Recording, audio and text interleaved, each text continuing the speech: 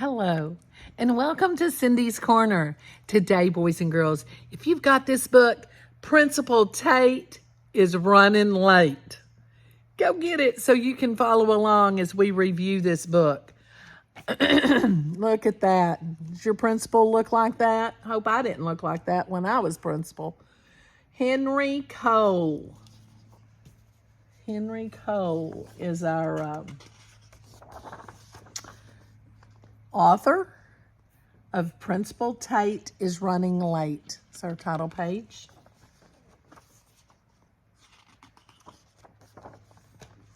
Looks like she's having car trouble, doesn't it? Did you see that? Let me turn back. See, looks like she's having car trouble. Uh-oh. Having to fix it. The school day has started. All systems go. Buses brought cargo, ready to grow. You see their cargo? Those little chickens and ducks and cats.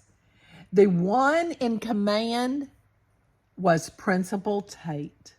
Hardy School was first rate because Tate was so great.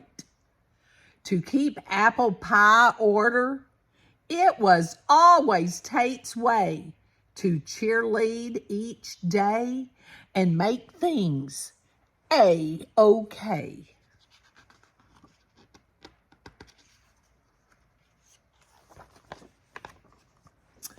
She guided each student to try to be better, to be a goal setter, and a go-getter. Tate helped fire drills go smoothly and helped meetings run well. From morning's first bell to dismissal's farewell.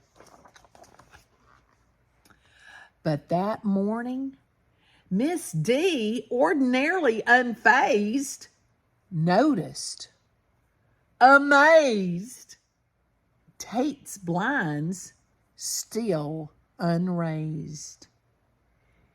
Here it was, 8:15, and Principal Tate was running late.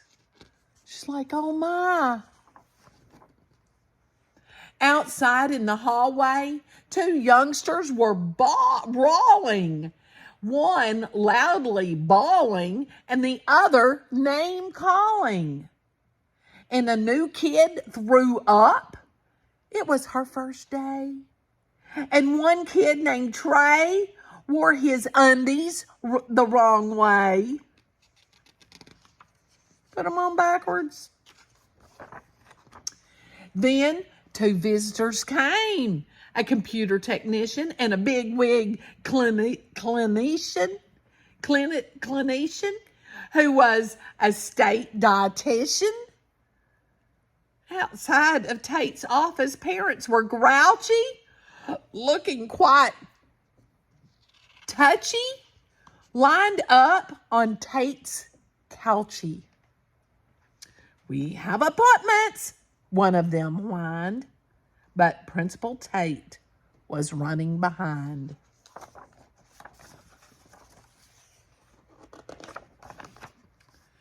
Uh-oh, said Mrs. D.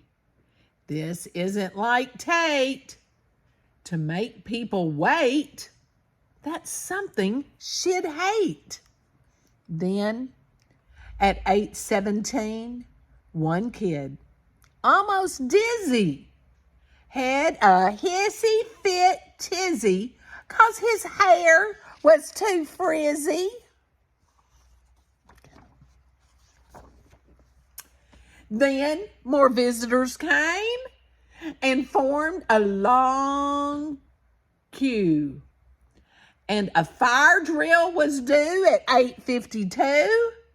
The school board arrived for its bi-monthly meeting. Plus, the guys completing their checklist on the heating.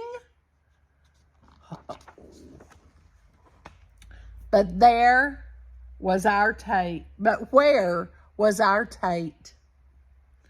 Wondered Mrs. D. Her space she could see out in front was still free.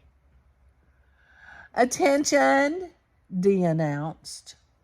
To all those at Hardy, the latest is this. Mrs. Tate running tardy. But the staff and the students, all Hardy crew, they knew what to do and how to pull through.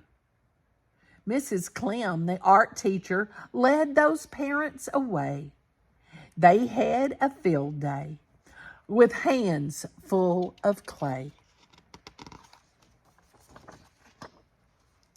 Mrs. Chan and her chorus played the Hardy school song and got the school board and the techie to sing right along. Frank, the custodian, cleaned up the mess. The nurse, Mrs. Cress, got Trey to redress. The guest dietitian, who was awed by Mrs. Price, had burritos and rice, not one time, but twice. Mrs. Lee and two friends, they quickly got busy finding how-tos for Izzy, the one looking frizzy. Here's welcome to Hardy. And Mrs. D, in the office, was planning ahead. The fire drill, she said, is tomorrow instead. But it was Mr. Morales who deserved an A+. He pulled up with no fuss and with Tate in his bus. She's getting off the bus.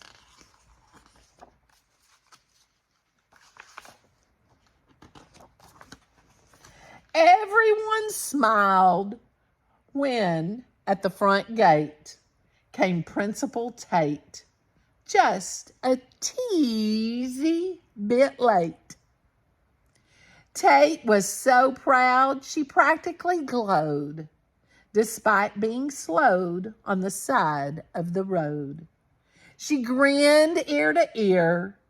The day had worked out.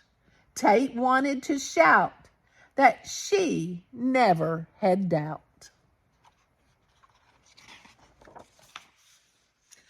When the school gets along, it's a place of community, working so beautifully together in unity. Now, when your principal or your teacher is not in the classroom or in this building, does your class run smooth, or are they in a tizzy? Tell me about how do you act when someone's late or someone's not in there? Are you one with integrity and does what's correct when nobody's looking? Because all your friends are looking, are you being the class clown? Tell me in the comments, how do you act when your principal's late? I hope you enjoyed our story, and I can't wait to read your comments. And most important, don't forget, give us a thumbs up and make sure you hit that subscribe button so you can share Cindy's Corner with your family and friends and colleagues. And most important, give somebody a hug and tell them you love them. Have a great one.